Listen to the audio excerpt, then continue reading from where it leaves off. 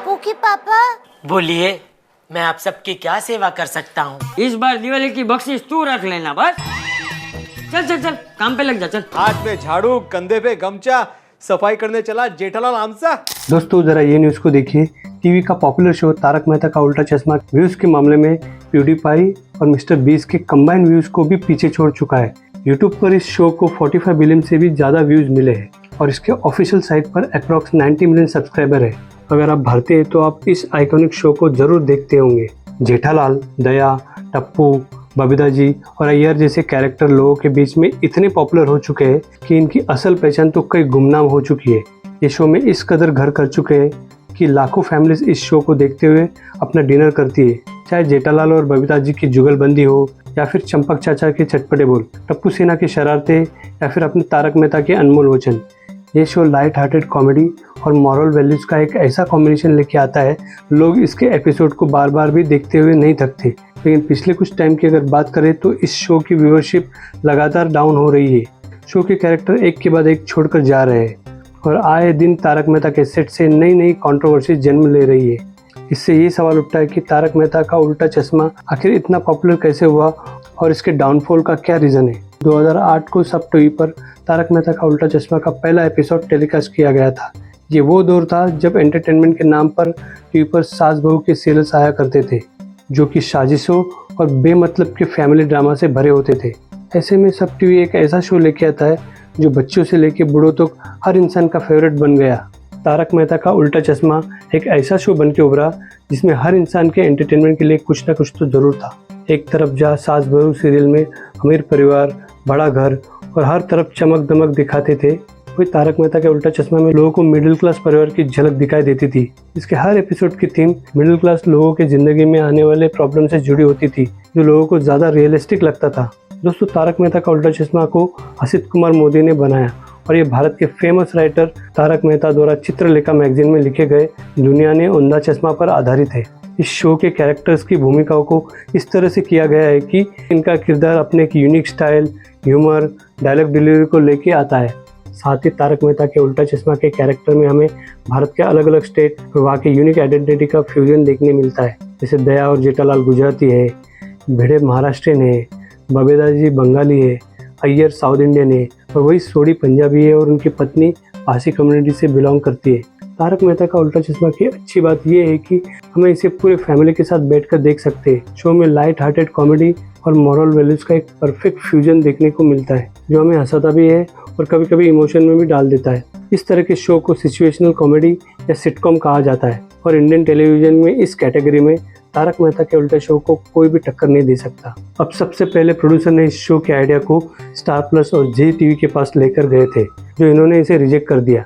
बाद में सब टीवी ने इसको आगे बढ़ाया और पिछले 15 साल से तारक मेहता के उल्टा चश्मा के फैंस अपने फेवरेट शो को देखने के लिए इसी चैनल का रुख करते हैं। जब साल 2014 में प्राइम मिनिस्टर मोदी ने अपने स्वच्छ भारत अभियान के लिए अपने एम्बेसडर चुने, वो फिर सचिन तेंदुलकर, विराट कोहली, अमिताभ बच्चन जैसे स्टार के बीच में एक तारक मेहता के उल्टा चश्मा का टीम भी था। पैंडेमिक के बीच में जब भारत के लोग घर के चार दीवारी के अंदर बंद थे, तब तारक मेहता इतना ज़्यादा देखा गया, जो ये व्यूअरशिप के मामले में नंबर 1 शो बन गया। एक्चुअली इस शो को एक्सपेरिमेंटल बेसिस पे शुरू कर दिया गया था। ओरिजिनली इसे सिर्फ 2 साल तक ही टेलीकास्ट करने का प्लान था, लेकिन आगे चलकर इस शो को इतना क्रेजी रिस्पॉन्स मिलना कि इसे बंद करने का सवाल ही नहीं उठता था। 6 नवंबर 2012 में इस शो ने अपने 1000 एपिसोड पूरे किए और ये आज 4000 एपिसोड को भी पूरा कर चुका है। अब दोस्तों, इस मैसिव पॉपुलैरिटी के बीच में अगर आप यूट्यूब पर मौजूद तारक मेहता के शो के रिसेंट एपिसोड के कंटेंट बॉक्स पर नज़र डालेंगे तो फिर ये शो के नेगेटिव रिव्यूज से भरे पड़े हैं। कुछ लोग नए एपिसोड की जगह पुराने एपिसोड को दिखाने की नसीहत दे रहे हैं और कुछ मेकर को शो बंद करने की गुजारिश कर रहे हैं। टीवी पर तारक मेहता की व्यूअरशिप लगातार गिर रही है, लेकिन सोचने वाली बात यह है कि अचानक से ऐसा क्या हुआ कि तारक मेहता शो की व्यूअरशिप गिरती जा रही है। दोस्तों, इस आइकॉनिक शो के डाउनफॉल का मेन रीज़न है इससे जुड़ी कंट्रोवर्सीज, जो दिन ब दिन बढ़ती जा रही है। साल 2020 में नेहा मेहता, जो तारक मेहता की पत्नी के रूप में दिखाई देती थी, उन्होंने अचानक से शो छोड़ने का फैसला कर लिया, क्योंकि उनका कहना था कि तारक मेहता के सेट पर डिसिप्लिन की कमी है और उनके साथ अच्छा बिहेव नहीं किया जा रहा है। नेहा का कहना था कि सेट पर उन्हें बॉडी शेमिंग का सामना करना पड़ता है और उन्हें फील कराया जाता है कि वो इस रोल के लिए गुड इनफ नहीं है। साल 2022 में नया शो के प्रोड्यूसर पर यह आरोप लगाती है कि शो छोड़ने के 2 साल बाद भी उनका पेमेंट क्लियर नहीं किया गया। ये काफ़ी अनफॉर्चुनेट सी बात है। और दोस्तों, नेहा की नहीं, शो के और भी कई कैरेक्टर यहाँ के टॉक्सिक इन्वायरमेंट पर सवाल उठाते हैं। तारक मेहता का उल्टा चश्मा के मेन कैरेक्टर तारक मेहता का किरदार निभाने वाले शैलेश लोढ़ा खुद 2022 में शो से एग्जिट होते हैं। इसके पीछे का रीज़न उनसे ज़्यादा काम कराना और बदले में उन्हें कम पेमेंट करना। और दोस्तों, यही नहीं, शो के मेकर्स के खिलाफ हैरेसमेंट और सेक्सिज्म तक के आरोप लग चुके हैं।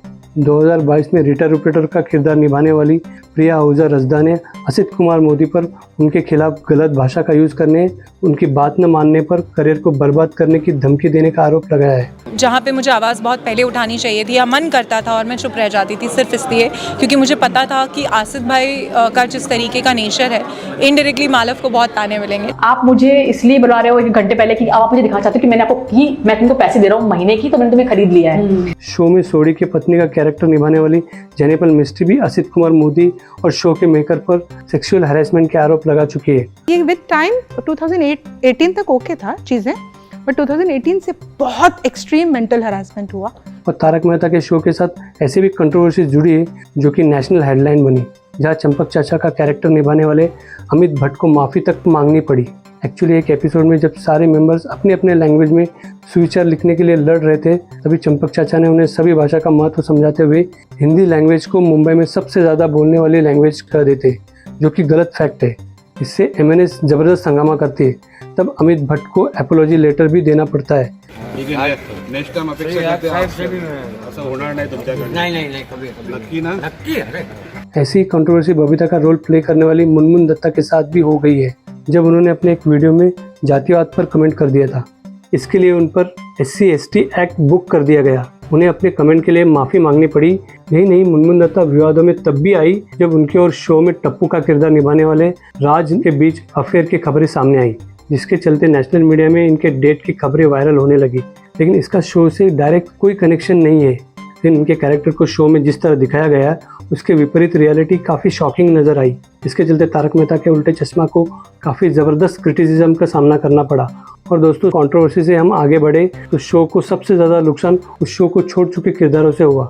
दिशा वकानी से लेके शैलेश लोढ़ा और नेहा मेहता, इन सबको ही हम शो के शुरुआत से देखते आ रहे हैं। इनके रिप्लेसमेंट तो ज़रूर आ गए, लेकिन वो कभी भी इनकी जगह नहीं ले सके। साथ ही अगर आप तारक मेहता के रिसेंट एपिसोड को देखेंगे तो यहाँ से फन और ह्यूमर पूरी तरह से गायब हो चुका है और कैरेक्टर हमें हंसाते हुए कम और ज्ञान देते हुए ज़्यादा नजर आते हैं। तारक मेहता के उल्टा चश्मा के शो को सबसे बड़ी USP ऑडियंस के साथ उनकी रिलेटिविटी थी, जो कि धीरे धीरे खत्म होती जा रही है।